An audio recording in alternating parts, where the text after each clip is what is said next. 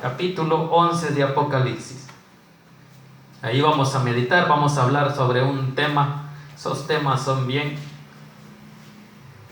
para muchos preocupantes, porque son temas ya de juicio de nuestro Dios para el mundo, que se ha quedado después que la iglesia se ha ido con Cristo. Bien, Apocalipsis 11. Vamos a leer unos versículos, vamos a dejarlo del 1 al 6 y lo demás lo desarrollamos en el transcurso del sermón. Cuando usted lo tenga, se me pone de pie y me regala un fuerte amén. Capítulo 11 de Apocalipsis. ¿Lo tenemos, hermano? Amén. Bien, leemos la palabra en el nombre del Padre, del Hijo y del Espíritu Santo. Dice así: entonces me fue dada una caña semejante a una vara de medir, y se me dijo: levántate y mide el templo de Dios y el altar y a los que adoran en él. Pero el patio que está fuera del templo, déjalo aparte y no lo midas, porque ha sido entregado a los gentiles, y ellos hollarán la ciudad santa 42 meses. Y daré, dice, a mis 2 testigos que profeticen por 1260 días, vestidos de silicio. Estos testigos son los 2 olivos y los 2 candeleros que están en pie delante del Dios de la tierra. Versículo 5 dice: y si alguno quiere dañarlos, sale fuego de la boca de ellos y devora a sus enemigos, y si alguno quiere hacerles daño, debe morir él de la misma forma. Estos tienen poder para cerrar el cielo, a fin de que no llueva en los días de su profecía, y tienen poder sobre las aguas para convertirlas en sangre, y para herir la tierra con toda plaga cuantas veces quieran. Inclina su rostro y pidámosle la bendición por esta palabra. Pues Dios y Padre que estás en los cielos, le damos gracias, Señor, por el privilegio que nos da esta tarde de poder exaltar y glorificar su santo nombre. Bendiga la vida de los hermanos presentes en este lugar, Señor, cada uno de ellos, Señor. Bendiga a los que están alrededor nuestro, a los que escuchan por este sonido, y a los que van a estar a través de las redes sociales, Señor, que sea usted bendiciéndoles, dándoles, Señor, ese entendimiento para poder edificar las vidas a través de su palabra, Padre Santo. Ahora le pido, Señor, que sea su Santo Espíritu el que tome el control de mi vida, de mi mente, de mi corazón, de mis labios y mi boca, para que a esta hora no diga yo nada que no sea de su agrado. Que lo que aquí se hable, Señor, sea para honra y gloria suya y la edificación de la vida de su pueblo. En el nombre poderoso de Jesús hemos orado. Amén y amén. Puede sentarse, mi amado hermano. Vamos ahora a meditar en lo que es la palabra de nuestro Dios. Dijimos que íbamos a hablar de los 2 testigos. Esos testigos son 2 profetas que van a predicar en tiempos de la tribulación. Recordémonos que aquí estamos ya en el tiempo de juicio de Dios. En estos momentos es que cuando la iglesia se haya ido, va a haber una gran tribulación. Y cuando se haya ido la iglesia, los que se han quedado es porque no reconocieron a Cristo. Y como no reconocieron a Cristo, se quedaron a sufrir la gran tribulación. Pero hay una esperanza para Israel. Allá en Romanos hay una esperanza donde dice de que en tiempos de la tribulación, como muchos de Israel no creyeron, dice que Israel será salvo.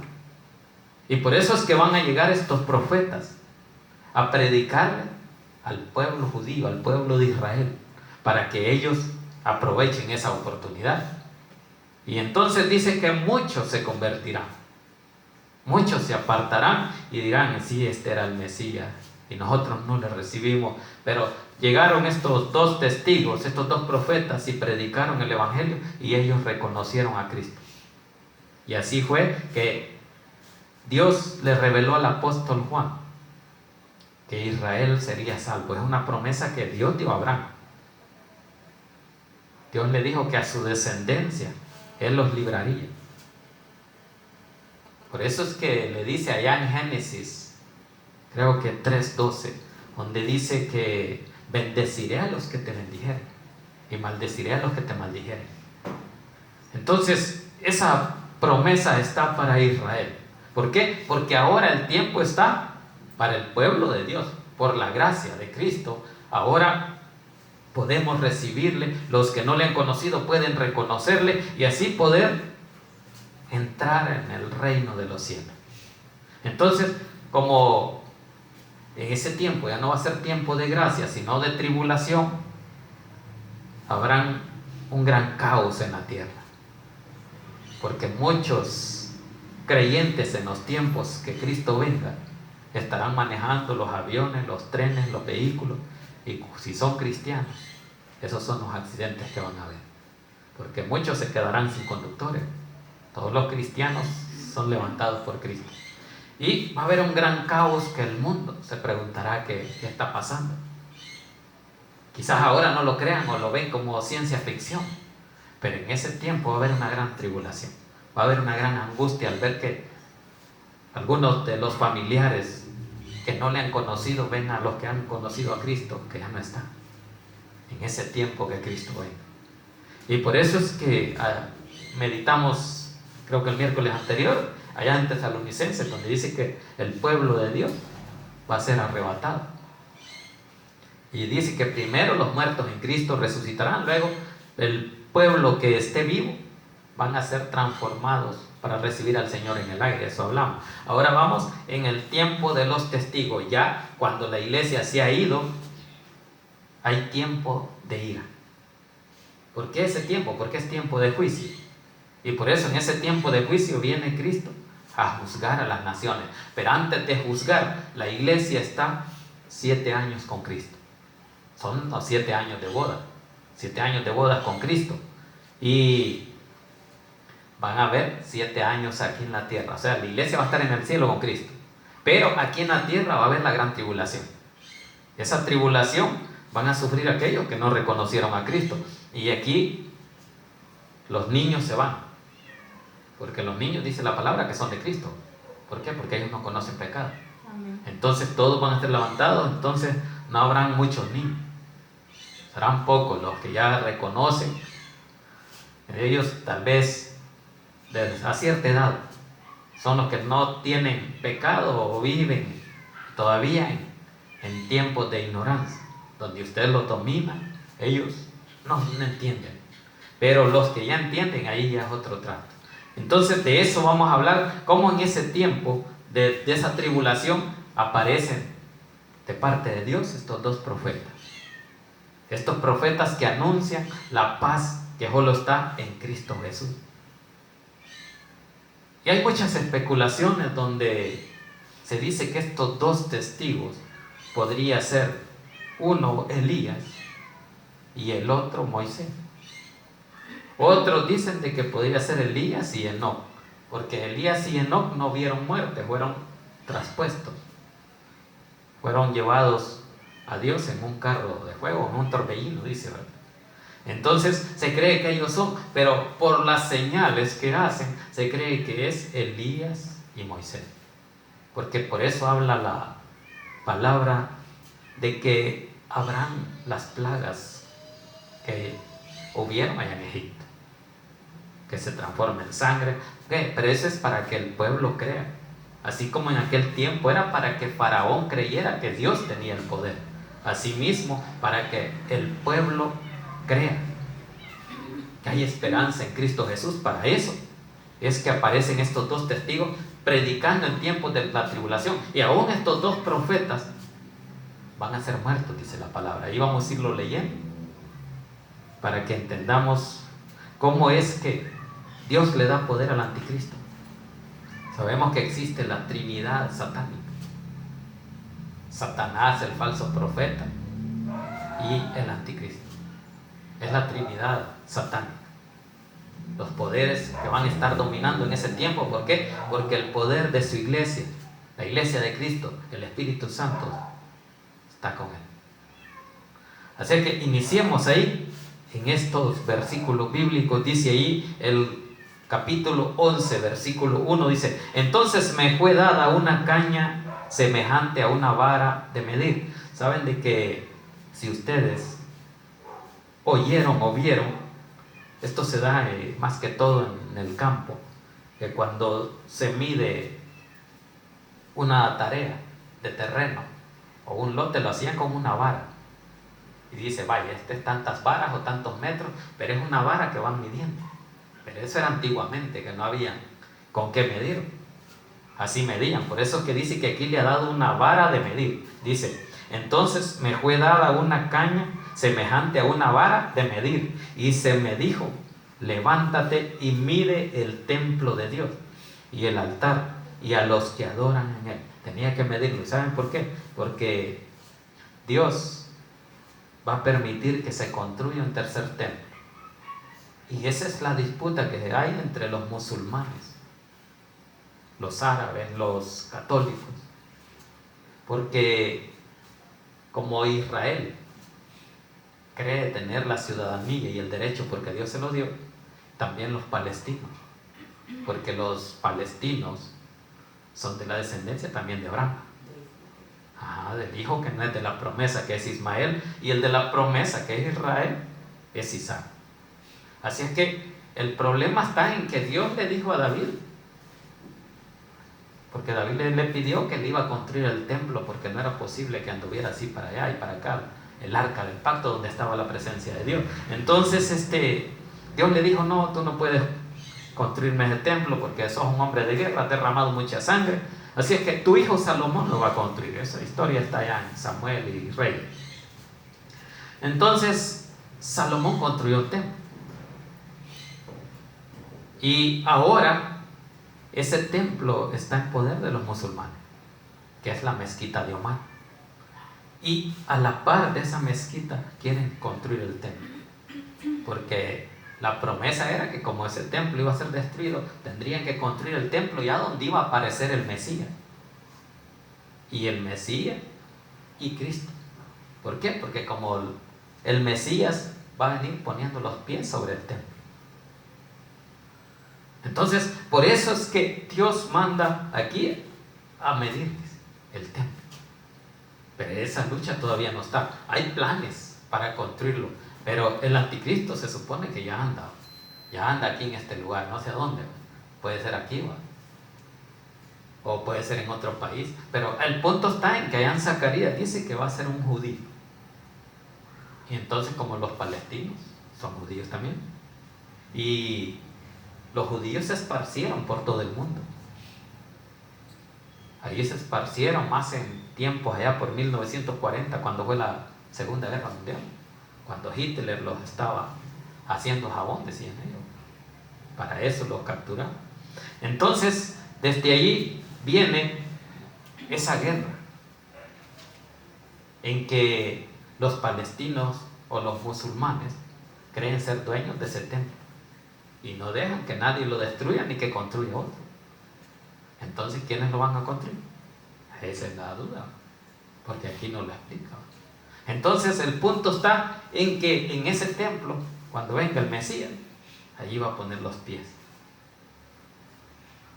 Allí va a entrar por una puerta, dice, al lado norte. Y por eso es que habla sobre medir el templo y cuántos más o menos, y habla muchas cosas sobre que son 200,000 millones de soldados los que van a estar en ese tiempo cuando venga el anticristo aquí a luchar esa batalla, porque se va a llamar la gran batalla de Armagedón. Entonces, pero eso va a ser en tiempos después de donde ya Satanás se haya declarado ser el diablo, o sea, queriendo que lo adoren como un dios. Yo soy Dios, adórenme. Pero eso va a ser después de los 3 años y medio. Así es que sigamos ahí. Versículo 2 dice, pero el patio que está fuera del templo, déjalo aparte y no lo midas, porque ha sido entregado a los gentiles y ellos hollarán la ciudad santa 42 meses. Recordémonos que los gentiles no podían entrar al lugar santo. Entonces, recordémonos que en el tabernáculo de reunión estaba el punto o el área de los gentiles, el área de los judíos y el área de los sacerdotes, que lo de los judíos era el lugar santo y el santísimo era donde entraba el sacerdote a ministrar los sacrificios. Entonces, aquí esta parte de los gentiles, no, eso déjalo porque ellos lo van a hollar, y ahí habla 42 meses. Si usted hace la cuenta, son 3 años y medio. Entonces dice ahí que son 42 meses. Sigamos versículo 3 y habla ya sobre los testigos. Dice: y daré a mis 2 testigos que profeticen por 1260 días vestidos de silicio. Esos 1260 días es lo mismo que esos 42 meses. Son los 3 años y medio. Entonces, esos 3 años y medio dice de que van a profetizar. Recordémonos que ya no está la iglesia, que vienen esos 2 testigos, y dice allí que estos 2 testigos van a profetizar 1260 días vestidos de silicio. Van a empezar a profetizar como en aquel tiempo profetizaba el profeta Elías, y como Moisés hacía esas maravillas con la vara de Aarón que Dios le había dado. Entonces, por eso ellos van a aparecer, pero realmente la Biblia no menciona los nombres de quienes van a ser. Incluso hay otra teoría que dice de que puede ser cualquiera de los judíos. Puede hablar Dios 2, dice. No puede ser la iglesia, porque la iglesia está con Cristo en los cielos. Entonces van a ser aquellos del Antiguo Testamento, que ellos anunciaron antes la venida del Mesías. Entonces ellos es lo que anunciaron, y ya nosotros, como todavía estamos en tiempo de gracia, y cuando venga este tiempo de la tribulación Dios los ha librado, entonces sí creemos en Él. Entonces ya no vamos a participar en ese momento de tribulación, esa angustia ya no la vamos a sufrir, sino que dice que la palabra que va a ser como en tiempos de angustia de Jacob. Versículo 3 dice: y daré a mis 2 testigos que profeticen por 1260 días vestidos de silicio. Ellos van a andar predicando, y dice que no les van a hacer nada, porque Dios les ha dado poder. Sigamos viendo ahí, versículo 4. Estos testigos, dice, son los 2 olivos, y los 2, dice, candeleros que están en pie delante del Dios de la tierra. Esos 2 olivos que habla la Biblia, dice que son como 2 tubos de oro que están guiados alrededor del candelero para estarle surtiendo el aceite. Por eso es que sabemos que el aceite con que o el candelero, las lámparas pasaban encendidas, era puro aceite de oliva. Así era en aquel tiempo. Entonces, si ustedes ven, vamos a irnos a esa cita donde menciona eso. Allá atrás, antes de Mateo, está Malaquías, y antes de Malaquías vámonos a Zacarías capítulo 4. No me pierda la cita ahí, porque después regresamos. Antes de Malaquías. Malaquías es el último libro de los profetas y del Antiguo Testamento. Antes de Malaquías está Zacarías, capítulo 4.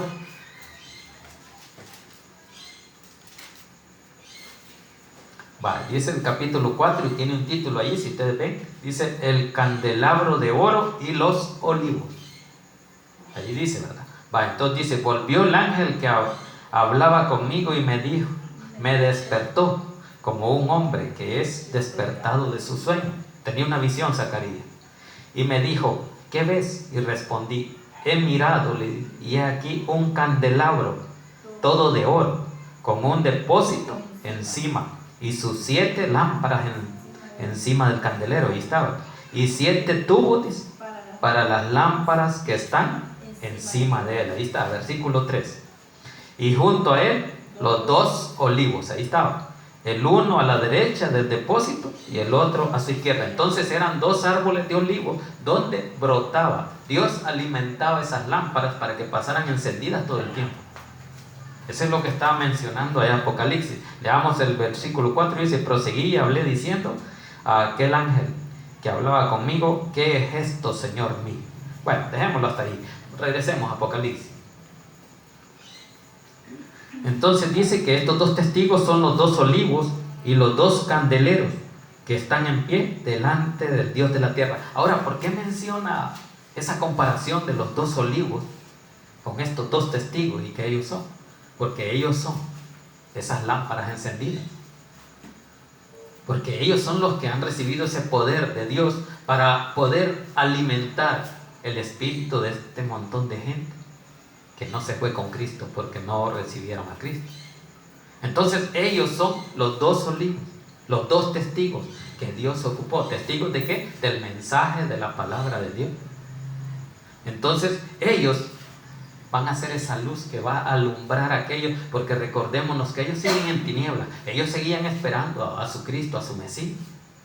Entonces ahora estos dos testigos los quieren designorar y decirles, ese que va a venir no es el Mesías.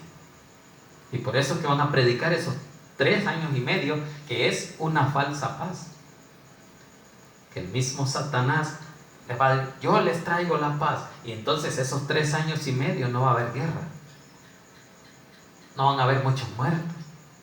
Sino hasta que Él se descubra y se declare como el diablo, o el Mesías, o la bestia. Y entonces cuando Él se declare, va a decir, como dijo Nabucodonosor con la estatua que hizo, a mí adoren. Adoren esa estatua. El que no, por eso echaron al horno de fuego a Daniel y al foso de los leones, porque él adoraba a su Dios y a su único Dios. Entonces estos testigos van a andar predicando y diciéndoles, no le crean este es un mentiroso. Y no les van a poder hacer nada, porque sigamos leyendo ahí. Dice, si alguno quiere, dice, dañarlos, sale fuego de la boca de ellos. Recordémonos que el profeta Elías era conocido como el profeta de fuego, porque él hizo descender fuego sobre los profetas de Baal y los mató a todos. ¿Por qué? Porque su sacrificio fue quemado y ellos aceptaron ese reto. Y los Baales no pudieron hacer nada. Entonces dice que ellos traen ese poder y por eso se cree que es Elías. Si alguno quiere dañarlos, dice, sale fuego de la boca de ellos y devora a sus enemigos. Y si alguno, dice, quiere hacerles daño, debe morir él de la misma manera. Ahí está. El que quiere hacerle daño, él va a morir. Según lo que él quiera hacer, así va a morir. Pero antes Dios los cubre y les ha dado poder para que no les hagan nada, y así ellos dicen que de la boca sale fuego de ellos. Entonces ese poder Dios se los ha dado, ¿para qué? Para que puedan trabajar esos 3 años y medio de esa falsa paz que hay en ese momento de tribulación. Ahí está Dios siempre librando a sus hijos. Y ellos predican y nadie les dice nada y se meten en medio de los soldados, y los soldados mejor los cuidan a ellos, porque como trae una falsa paz el Mesías, que es Satanás, el falso Mesías, entonces ellos vienen y como les ha prometido la paz, no les van a hacer nada. Y porque Dios les ha dado poder a ellos también para poderse proteger. Pero el anticristo ahí anda. Él anda ahí solo observando y viendo cómo logra más adeptos. ¿Para qué? Para llevárselos al infierno. De eso es lo que se encarga, de llevárselos al infierno. Y eso es lo que Él quiere con todos los judíos. Pero Dios manda a esos olivos para que ellos sean librados y puedan creer en Cristo, y así puedan tener todavía la salvación. De lo que les hablé, de que allá en Romanos dice, de que Israel sería salvo. ¿Por qué? Por misericordia de Dios, por la promesa que Dios había dado a Abraham. Entonces dice, si alguien no quiere hacerle daño, debe morir él de la misma manera. Versículo 6. Estos, dice, tienen poder para cerrar el cielo. Entonces no iba a haber lluvia. Eso es lo que dice ahí. Estos tienen poder para cerrar el cielo a fin de que no llueva en los días de su profecía. Como ellos son profetas, ellos van a andar profetizando. Y entonces lo que quieren es que el pueblo crea. Y les dice, no va a haber lluvia por tantos años. Entonces tal vez así creen. Y entonces, ¿qué es lo que pasa? El enemigo logra engañarlos y les dice, ya vieron que estos 2 testigos que vienen de parte de aquel son mentirosos. Ellos quieren hacerles mal, pero yo les hago maravilla. Y Él hace milagros, incluso les lleva hasta alimentos. Pero ya ellos han creído en Cristo. Entonces dice que estos tienen poder para cerrar el cielo a fin de que no llueva. Y sabemos que sin lluvia no se puede sembrar, no se puede cultivar. Entonces no va a haber alimento, porque lo que va a haber es una gran hambre, una gran crisis, porque sabemos que el agua es vida. Donde no hay agua, hermano, se sufre. Y en ese tiempo y en un desierto, imagínense, porque Israel está cerca de los desiertos. Entonces Dios es misericordioso, que todavía nos manda lluvia, así que hay que darle gracias a Dios, ¿va? Entonces dice de cerrar el cielo a fin de que no llueva en los días de sus profecías. Y dice, y tienen poder sobre las aguas para convertirlas en sangre. Ahí están las plagas, ¿verdad? Empiezan las plagas y por eso es que les digo que ahí se cree que es Moisés el que anda predicando ahí. Y dice, y para herir, dice, la tierra con toda plaga, ahí están las plagas, cuantas veces quieran. Entonces ellos, si quieren hacer alguna señal para que el pueblo crea, ellos la hacen. Y Dios les ha dado poder. ¿Por qué? Porque solo Él da el verdadero poder. El anticristo es un engañador que su tiempo lo tiene medido. Y como lo tiene medido, Él quiere aprovechar ese tiempo. Y sabe que en estos tiempos se le están acortando los días. ¿Por qué? Porque hay muchas señales.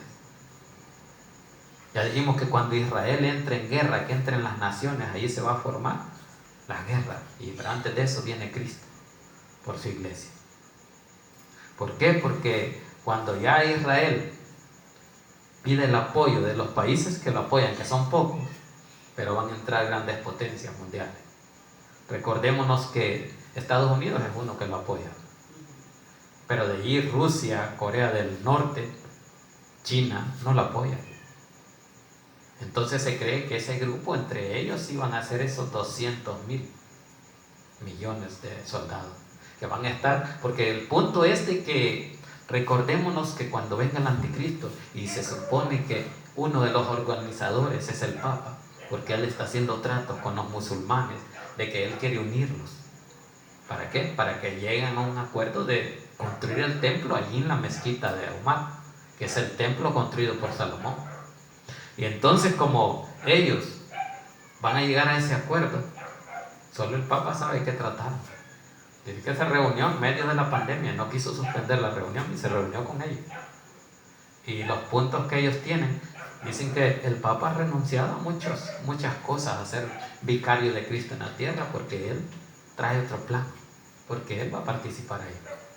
Entonces, la ONU, el Papa, muchos de ellos ya están en ese proceso de unir a las naciones, y van a unir a esos países poderosos, a los musulmanes. Con ellos se ha reunido. Y cuando no se llevaba con ellos,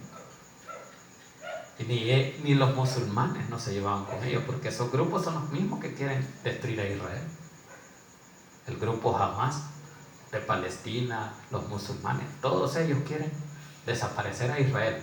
Por eso es que como Hugo Chávez, ¿se recuerdan? Que Hugo Chávez maldició a Israel por decir, Israel debe desaparecer. Ahí murió. Y Hugo Chávez era apoyado por Cuba, por Rusia, por todos estos países. Entonces ellos van a formar ese grupo. Pero todo ese plan viene desde antes, desde que las Naciones Unidas vienen tratando de controlar el mundo. Y todos estos países de grandes potencias como Rusia, China, Corea, quieren ellos dominar el mundo. Pero al final lo van a lograr porque ya está escrito. Y eso es lo que se va a llamar el nuevo orden mundial. Un solo gobierno. Ese gobierno va a tener el gobierno, el poderío militar, el poderío religioso y el político. Entonces va a ser un solo poder. Y eso es lo que se llama el nuevo orden mundial, o lo que otros dicen la nueva era. Porque así lo dice la palabra. Todos están así participando y ya queriendo estar en esos puntos, porque ven que este ejemplo de la pandemia, nadie tuvo control sobre esto, solo Dios. Pero por eso se han unido más, porque hoy quieren unos apoyo, otros no, y otros apoyan a otros países y a otros no. Por eso que El Salvador ha salido uno de los favorecidos, de que le están ayudando bastante. Pero porque el presidente dicen de que él, antes que salieran las vacunas, ya las había encargado. Entonces, al final se va a formar eso, un nuevo orden mundial, un solo gobierno mundial. Y de allí viene el anticristo, allí va a surgir. Entonces, sigamos avanzando. Dice ahí de que estamos en el 6, dice de que tienen poder para cerrar los cielos. El 7 dice, cuando hayan acabado, dice, su testimonio, la bestia que sube del abismo, ahí está bien claro, hará, dice, guerra contra ellos y los vencerá y los matará. Vaya, entonces ahí cuando ya pasen esos 3 años y medio de una falsa paz, viene y Dios les da poder al enemigo, a la bestia, para que los mate. Allí mueren los dos testigos. Y esos testigos, dice Satanás o la bestia, que los deja ahí en la plaza por 3 días y medio. ¿Para qué? Para que miren que es un ejemplo que no tienen que andar predicando. Pero no, es que Dios le permitió hacer eso. Recordémonos que Satanás no puede hacer nada si Dios no le permite. Entonces dice allí que cuando hayan acabado, dice su testimonio, o sea, en esos 3 primeros años y medio, dice que la bestia que sube del abismo hará, dice, guerra contra ellos y los vencerá y los matará. Eso está allá en Daniel 7:21. Pero sigamos avanzando para poder lograr terminar, dice. Versículo 8. Y sus cadáveres, dice, estarán en la plaza de la grande ciudad. ¿Cuál es esa plaza? El templo de Jerusalén o la ciudad de Jerusalén. Ahí dice, la ciudad que en sentido espiritual se llama Sodoma y Egipto, donde hubo más pecado. Recordémonos que Egipto es símbolo del pecado. Sodoma igual, que fue destruido. Entonces, en sentido espiritual, Cristo fue crucificado por cada uno de ellos, de estos países, porque es donde había más maldad, que mandó la destrucción. Entonces dice ahí, los vencerá y los matará, dice, y sus cadáveres estarán en la plaza de la grande ciudad, que en sentido espiritual se llama Sodoma y Egipto, donde, dice, también nuestro Señor fue crucificado. Ahí está, ¿verdad? Entonces, a causa del pecado de ellos, fue crucificado. Y sigamos avanzando. Dice, y todos los pueblos, tribus, lenguas y naciones verán sus cadáveres por 3 días y medio, y no permitirán, dice, que sean sepultados. Ahí está. Entonces el anticristo, o el diablo, o la bestia, dice que los va a matar y los va a tirar en el parque, en la plaza, dice ahí, ¿verdad? Y que 3 días y medio no los toquen, porque el que los tocaba en aquel tiempo era inmundo. Y ahora igual el anticristo no va a dejar que los toquen. Déjenlos, no los vayan a enterrar, déjenlos como ejemplo. Entonces ese es un ejemplo que él quiere darle. ¿De qué? De que él ya tiene el poder. Por eso dice ahí que él ya salió del abismo y ya se declaró que es el diablo. Bueno, sigamos avanzando. No permitirá que sean sepultados. Versículo 10. Y los moradores, dice, de la tierra se regocijarán sobre ellos y se alegrarán y se enviarán regalos unos a otros, porque estos 2 profetas, dice, habían atormentado a los moradores de la tierra. ¿Cómo los habían atormentado? Allí es donde aprovecha el enemigo a decirle, ya vieron que estos les cerraron los cielos para que no lloviera. Estos los hicieron sufrir. Por eso que quede de ejemplo ahí, no los toquen. Ahí déjenlos que se pudren. Pero no, al final dice que Dios se los lleva al cielo, ¿verdad? Entonces dice, habían otros porque estos 2 profetas habían atormentado a los moradores de la tierra. Versículo 11 dice, pero después de 3 días y medio entró en ellos, dice, el espíritu de vida. ¿Quién entró? El espíritu de Dios entró en ellos. Dice, enviado por Dios. Y se levantaron sobre sus pies y cayó gran temor sobre los que vieron. Entonces ellos se dieron cuenta del poder de Dios, que a pesar que habían pasado 3 días y medio, Dios los levantó. ¿Por qué? Porque Dios tiene poder, ¿verdad? Y eso, hay una referencia allí donde dice que también así Dios levantó y les dio espíritu de vida allá en Ezequiel, aquellos huesos secos, ¿se acuerdan? En el capítulo 37 de Ezequiel, ahí habla donde Dios le dice al profeta que profetice sobre esos huesos, y esos huesos iban a tener vida. Eso mismo Dios está mostrándolo ahí. Que estos hombres tenían ya 3 días y medio ahí que ya estaban podridos, pero para Dios no hay nada imposible. Estén como estén, Él los resucita igual que Lázaro. Así lo resucitó a Lázaro. Entonces eso es lo que está haciendo nuestro Dios, y a todo esto el anticristo no le parece eso, porque dice que todos se quedan extrañados. Incluso habla ahí de que Él los puso a celebrar, a enviarse regalos, como en Navidad. Ahí ellos dicen que se daban regalos unos a otros, dice, de alegres, que ya el agua caía, iba a llover y todo eso. Sigamos avanzando para lograr terminar ahí. Versículo 12, vamos. Y oyeron una gran voz del cielo que les decía: subid acá. ¿Quién les habló? Dios les habló y les estaba dando una orden: suban. Y subiendo, dice, al cielo en una nube, y sus enemigos los vieron, se asustaron, porque ellos no se esperaban eso. Según ellos habían terminado y esas almas ya estaban perdidas, pero no, esas almas estaban ya en poder de Dios. Versículo 13, para ir avanzando, dice: en aquella hora, dice, hubo un gran testimonio. Terremoto, dice Iván. Un gran terremoto, y la 10ª parte de la ciudad se derrumbó. Y por el terremoto murieron en número de 7,000 hombres. Y los demás, dice, se aterrorizaron y dieron gloria a Dios del cielo. Vaya, eso va a suceder en Jerusalén, porque la predicación es para los judíos, porque ellos son los que no creían. Así es que como ellos no creían, ahí Dios les mostró para que creyeran. Y ese terremoto dicen que solo afectó en Israel, en la ciudad de Jerusalén, donde estaba el templo. De allí en otros países dicen que se sintió, pero no hizo ningún efecto. Solo en Jerusalén, solo el pueblo judío, para ellos estaba la promesa. Entonces dice, para terminar el 14, dice: y el segundo ay pasó, he aquí el tercer ay viene pronto. Dice que ya pasó el segundo ay, es lo que acabamos de ver, y ahora el tercer ay es el que viene, que es lo de Satanás, cuando él dice: vaya, hoy tienen que adorarme, y el que no, pues lo matamos. Y eso es lo que va a sufrir aquel que no haya creído en Cristo. Así que, hermanos, la gloria y la honra es para Dios. Amén. Porque tenemos que lograr llegar hasta ese fin. Porque recordémonos que como estamos con Cristo, Cristo nos va a levantar si realmente hemos creído en Él y le hemos recibido. Pero aquellos que no hayan creído van a sufrir todo esto.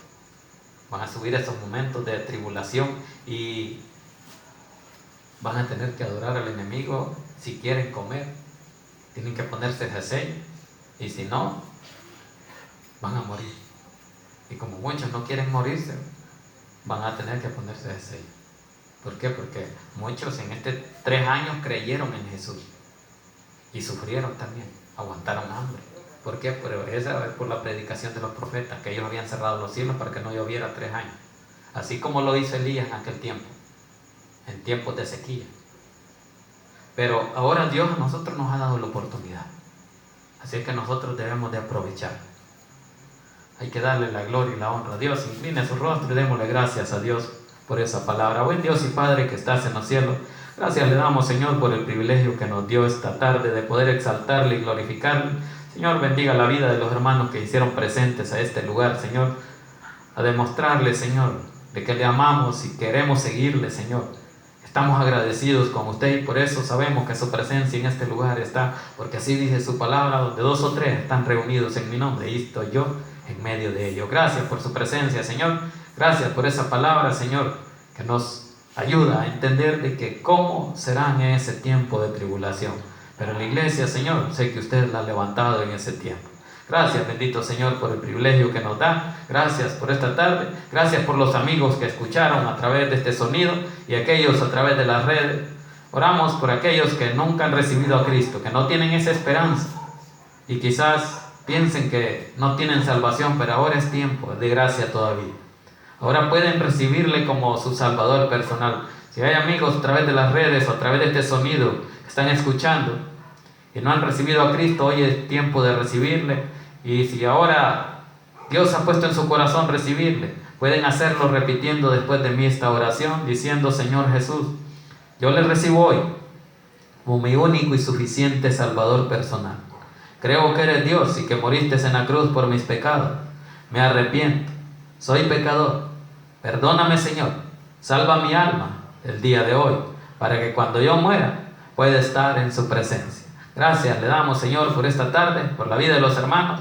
Si hay enfermedades, si hay necesidades, Señor, súplelos en cada uno de aquellos y bendiga a aquellos que escucharon en este pasaje, en esta colonia, Señor. Gracias le damos en el nombre poderoso de Jesús. Amén y amén. La gloria y la honra es para Dios. Denle palmas a nuestro Dios porque Él se lo merece.